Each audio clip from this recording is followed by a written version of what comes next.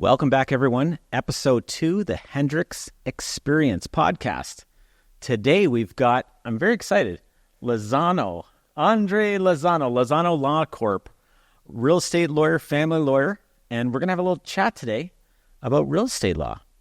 I appreciate you having me here, Jerry. It's a pleasure being here, and looking forward to our discussions. Awesome. So for a lot of people, especially first-time homebuyers, coming into contact with you is, well, hopefully going to be their first experience with a lawyer. No criminal lawyer or family court lawyer, but this could very well be probably their first contact with a real estate lawyer. So a lot of things they don't know about with real estate law. That's correct. One of the main things that we want to ensure is client satisfaction, right? That's something that carries from the moment that they contact, like you, Hendriks team. We want to ensure that they understand the process and that they're not afraid moving forward. And everything is just clear cut from there on. Well, thankfully, you're a nice, easygoing guy. And, it's not a stuffy law office situation. You work right inside of our real estate team office, which is such a blessing for our team members and for our clients. It's nice, easy access. You're there to answer questions. But it can be a little intimidating, walking into a real estate lawyer's or any lawyer's office for the first time. So I just want to thank you for everybody, for our clients, to give them that setup of that nice, welcoming atmosphere.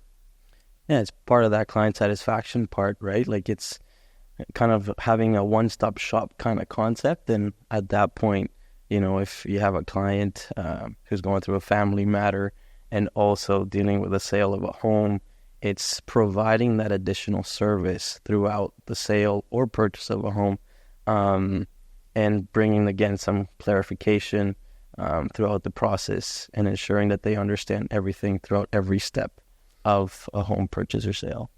Absolutely. So some people may go, just show me where to sign. But I think a lot of people appreciate and respect when you can give them a little bit explanation behind everything. So absolutely. Can you run us through a little bit about the steps and stages of what you actually do? Because, most people don't know. This is true. Not many people know what goes in the background in a lawyer's office. They maybe think that you just get up there, take calls, and send emails, and that's pretty much the end of that. But generally speaking, from the moment they contact us is ensuring that they get the entire email outlining what we need from them. From there, say on a purchase deal, we got to meet mortgage conditions so that we can get financed for the closing. And it's a little bit more nuanced than that. It's not just as simple. Sometimes some banks do require special conditions to be met. Other times purchasers don't realize that they might have to pay all their liabilities, like credit card liabilities, any other lines of credits they might have prior to purchasing a deal. So fair enough. You're unpacking a lot there. Yeah. But let's just back up 1 second, talk a little bit about a list of things that they will need to provide you with. Sure. So you get the client's contact information from their lawyer, from their realtor generally, and then you're emailing them a list of the things that they need to provide. Yeah, exactly. And so, what type of things are you're going to find on that list that you're going to be requesting of them? Well, one of the main things we want to know is, first of all, are they a Canadian resident? Whether they've been here over 183 days pursuant to the Income Tax Act, and then additionally, is it their first time buying a home? And the main reason for that, it's because if it is your first time buying a home, you are entitled to the $4,000 land transfer tax rebate. Oh, I heard the word rebate. Yes. Everyone likes to hear about a rebate. They like to hear about money back. That's right. So you can get, as a first-time home buyer, yes, just to help everybody get clarity on that, up to, it's not $4,000 flat, it's up to $4,000. Is that correct? That's right. And how is that calculated, Andre? So it is a bit of kind of like tiered calculation. So you have the first, I believe, $50,000 is calculated at 5%. Then the $50,000 too, I believe it's like 100 or 150,000. It's now at 1.5%. And so every different tier gets calculated at a different percentage. And then that's how you arrive at the land transfer tax number. So sometimes what we run into is that, a couple comes together. One of them has previously owned a home, maybe in a past relationship or on their own. And then you have the other partner or spouse that has never owned a home. So how does that work? Is there any impact on that on land transfer tax? Yes, you get some savings. Rather than getting the $4,000 rebate, you get $2,000 instead. Okay, excellent. $2,000 is more than zero. Nothing. Yeah, exactly. $2,000. Fantastic. Exactly. Helps cover your bill, and we're all good. Yeah, absolutely. So that's one of the items. And what else is on that list of things that they're going to need to supply to you in order to complete the transaction? Well, we want to make sure that it is the people are who they say they are. So obviously we need ID. Correct. We don't want identification, fraud, right? Yes. So you have similar responsibilities to a realtor. We have to check identification and ensure that the person is who they say they are. Right. And so you're doing that as well. That's right. And so you do that. And how do you ensure that? If it's the same as us, or maybe share with everybody how that happens. Yeah, no, that's great. Sometimes we actually get instructions from the bank. They give us particular forms that we need to satisfy. And as well for the Law Society side, we want to make sure that we have compared the ID, verified the people's faces, and we can make that assertion that we are dealing, in fact, with John Adams and John Adams, not somebody else, right? Absolutely. Absolutely. And that's can be done two ways, I believe, is you can meet them in person. Right. Or you can potentially, they could be out of town. Right. Could be very far away. And then you're going to be able to do that remotely. Is that correct? That's correct. Okay. Yeah. And jumping back to that list once again, what else would be found on that list that you're going to ask them for as far as information? Is it different between a buyer and seller as well? Yes, it is. Sometimes we want void checks, even on both sides. Sometimes people want to give you, if it's a cash deal, money ahead in advance of closing, and sometimes there's a surplus. So, you want to make sure that you get the void check so you can automatically deposit funds back to their account after the closing. You also want to ensure there's property tax certificates if they have them available. If not, we will purchase them. We'll purchase it for them. And that's pretty much okay. Terrific. So once you get this list back, you open the file, you start things going. Yeah. What are you actually doing for, let's say, a buyer? Let's talk about a buyer first. Sure. What are you really doing for that buyer in order to complete the transaction? Yes. Some things we want to make sure is that title is clean. And by that, I mean, we look at everything, every registered, quote unquote, lien on title. For the most part, you'll have just one charge, which is essentially a mortgage. And what we do then is ensure that the seller's lawyer guarantees he will pay out the mortgage on closing date. So we require what's called an undertaking from the lawyer, and we now proceed with the confidence that the lawyer will, in fact, pay from our funds the mortgage. Fantastic. Fantastic. And how would that differ in what you do when you're representing a seller, someone selling their home? Certainly also, sometimes people are selling and buying. Yep. And sometimes they're doing one end of the transaction, right? So for a seller, what would be different as far as the things that you do for that seller in order to complete the transaction? Generally speaking, it is quite simple. Sometimes, however, you do have additional liens attached to the title. And some examples are your notices of security interests. And those are what would be a security interest?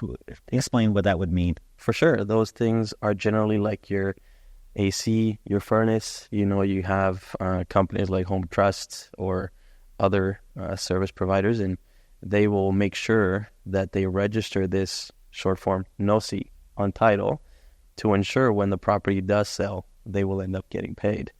So in addition to what we do of just receiving funds and paying out mortgages from the sales side, we also want to make sure that we receive what's called a payout statement from everybody who has a secured interest on title. And that includes, an example, Home Trust. Right. So representing the seller, you're required to make sure everything is cleared off. That's right. And representing the buyer, you're there to make sure everything is cleared off. Yeah, exactly. Same end result at the end of the day, right? Basically. Yeah, pretty much. But it's just who you're doing it for. That's and right. whose assurance. The assurance goes to the buyer that has been taken care of by the seller's lawyer. Now, speaking of buyer's lawyer and seller's lawyer, sometimes we might have the situation that the same lawyer is representing both the buyer and the seller in the transaction. Right. Can that still take place today? Yes, absolutely. You have situations where obviously people want their transaction to go a little bit more seamless, and you have one lawyer dealing with both sides and more familiar with the situation from the sale and the purchase, so it's a little bit easier to manage. Well, it can also happen because you're a likable guy. So everybody wants to deal with Andre. So they're going to say, I want Andre, right? So that can happen. Right. So how do you give that? You give a disclosure to them. They acknowledge that situation is the case, that you're representing both the buyer and seller, similar to a realtor, right? So we have to make that full disclosure, make sure it's clear, concise in writing. And do you have the same setup then? Yes. Now, for clarification purposes, when you're saying buying and selling, are we talking about the same person buying and selling? Or no, I'm referring to two different people. You have one individual is selling, one individual is buying. Right. We happen to be working with both parties or another realtor, and they're bringing both of those people to you. So you're now in a position where you're representing the interests of both of them. Sorry, I misunderstood. No problem. So in that case, we can't, right? We can't deal with the seller and buyer at the same time. There's some exceptions within the law society, and that is when it's family members, or additionally when you are in a very rural area where there are not many lawyers around. So there's certain exceptions. Right. So you have a limitation of lawyers. There's like one lawyer in town, and the next lawyer is 100 miles away. Yeah, you won't run into that here, though. Not here. No, we don't run into that. But certainly sometimes parents are passing a property to a son or a daughter. And so that could be a situation where this lawyer is able to represent all parties in a transaction. Yeah, usually those transfers occur because of natural love and affection. And can you explain a little bit that term? For sure. Natural love and affection, it allows, say, dad to transfer title to daughter or son at a nominal price to avoid paying capital tax on the transfer, because the Income Tax Act defines that transfer as a what's called I blanked out there. We'll let you off the disposition. A disposition. Disposition. Sorry. Yes. It deems it a disposition, and because it deems it a disposition, you have to then account for that transfer. Right. So we could go down a little bit of a rabbit hole here. You could when we talk about that, because there's also the land transfer tax issue. Right. And how does that work? If it happens to be a family trade, right? Not only is there potential capital gains tax involvement, but there also how does that work with the land transfer tax in that case? Well, because the transfer would be passed at such a nominal value, usually $2 or $2, there's usually no land transfer tax to be paid out. So for those reasons, it's usually pretty much a zero land transfer tax. Yeah. And does that have to be like an immediate, like there's certain limitations as far as like it has to be father to son, brother, sister, like what is the limitation of how far? Like two friends selling a house to each other probably wouldn't fly with the government, right? The government's going to try to get every dollar they can.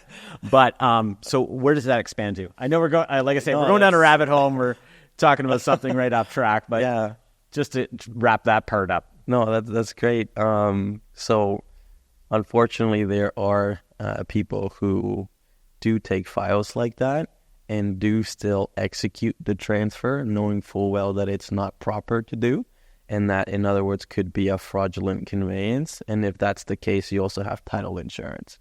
But we can get into that maybe later. But in an ideal circumstance, you can't necessarily do that with your buddies. Generally, it's within your spouse, so you can do it with your spouse and any descending issue or children. Right. That's usually the rule. Okay, fair enough. So you're getting all these things checked out. You're making sure that the buyer has clear title. Yeah. And then what happens from there? Well, say in the worst case scenario, you find out later that the septic was installed incorrectly. And you were assured, based on the conditions of the APS or the Agreement of Purchase and Sale, that everything was going to be installed properly. So now we engage in quote unquote negotiations with the seller's lawyer. So we've already jumped. It sounds like we've jumped ahead a few steps. Yeah, we could. We were just talking about like one moment there, we were like just trying to get to the closing, and then we ran across a bump. And sometimes there's bumps along the way, right? There are, yes. We hope that every transaction is just as smooth, but professionals, we're there to jump in and help them through where a bump does come along the way. That's right. So I can certainly see where a situation may arise where you've got to take a step up in being a lawyer to assist in that situation, right? That's right. Because it's not always black and white when it comes to dealing with real estate. Although sometimes it kind of seems that way. As you mentioned, you always have those bumps along the road, and you just have to be prepared to deal with those bumps when they do come and ensure your client is protected. They don't want to own a home and then find out, oh, shoot, we have all these other things to pay. Why didn't my lawyer figure this out beforehand? Why didn't my lawyer find that? That's right. So you don't want to blame it on the lawyer. Pickle. Never on the realtor. Never on the realtor. No. Just blame it on the lawyer. Yeah, blame it on the lawyer. It's all good. Yeah. So you've worked through this. Closing's coming up. Yeah. And then what's happening there? They're getting a call from you, from your office, setting up an appointment to come and meet. Tell us a little bit about that. Yeah, so usually on purchase deals and sales, I like to meet with clients 2 days prior to closing. It's very important, at least for purchase deals, to have, a rule of thumb, have your client come in 2 days before closing. And the reason for that, it's because it gives you at least some time to meet those mortgage conditions, right? Usually what we do is we satisfy all the conditions when the client finishes signing everything. But you might have those situations where, Yeah, I want to make sure we don't confuse people with conditions, mortgage conditions, and an agreement of purchase and sale where it's upon getting financing approved. We're not talking about that, are we? No. We're not talking about conditions to get mortgage approval. You would have already received mortgage approval. That's a great question. Because, yes, like you've already received mortgage approval, but what the bank now requires is to be assured that when the money goes out to the lawyer's trust account, it's going out based on what the bank says. So one of the examples are on the charge, or what's called the lien on title.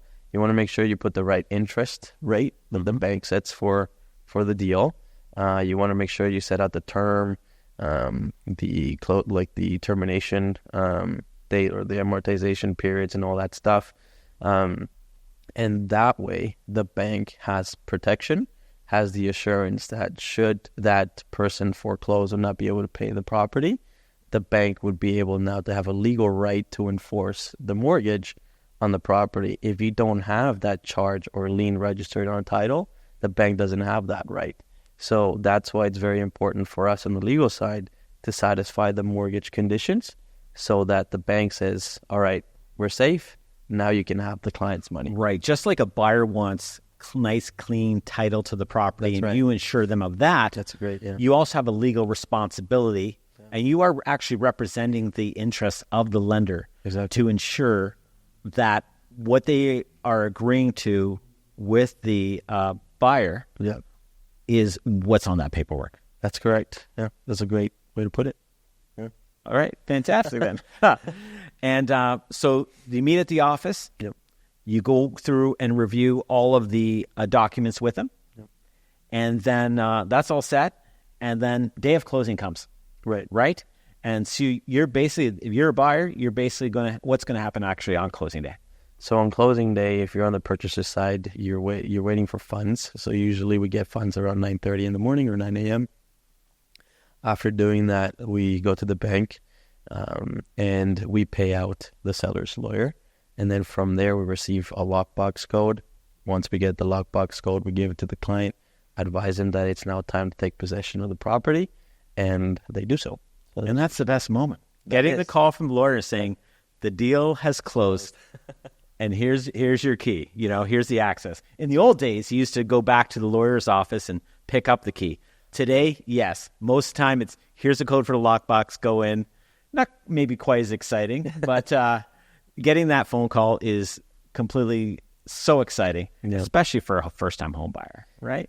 It's also seamless too. Like that's one thing that did come up, from COVID. Usually, the rules really changed from the keys, right, to now the lockbox code.